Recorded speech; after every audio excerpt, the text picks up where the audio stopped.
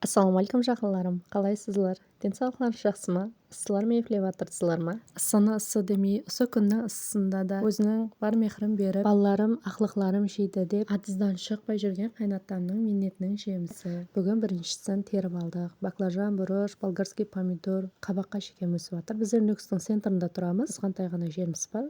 Азғантай жердің өзіне қанша зат егіп қойыпты қайнатам. Атызымыздан теріп алған осы бар нәрселерден баклажан салат істедім. Обедтің уағында салаттан басқа зат кетпейді ғой, дұрыстап. Бұл салатта тек баклажан көплеп қуырмаланады. Қағаларының бәрін 1-2 минут қуырмалаймыз. Бірінші көбірек майға баклажанды қызартып қуырмалап алдым. Пісемен дегенше кейін пиязды атына, болгарский бұрыш, помидор барлығын атына тек майға бір айландырып аламыз. Көп қуырмалап жібермейміз. Свежий салатқа қарағанда басқашалау болады. Майға бір айландырып қуырмалап алғаннан кейін дәмі мощный болады. Осы затларымызды қуырмалап болғанымыздан кейін ыссы кезінде майдалап туралған қияр, аз-маз ащы бұрыш, чеснок, бір бау кензір, тұз, қара бұрыш, қызыл бұрыш бәрін салып, 2 қасық соевый соусын салып, жақсылап араластырып жіберіп, солай дастарханға тартамыз. Бұл салатты мен обедке таярладым. Обедке ауқат орнында кетеді. Тез һәм аңсат таяр болатын салатымыз дайын болды. Хош, қандай болған? Бақылап кетің.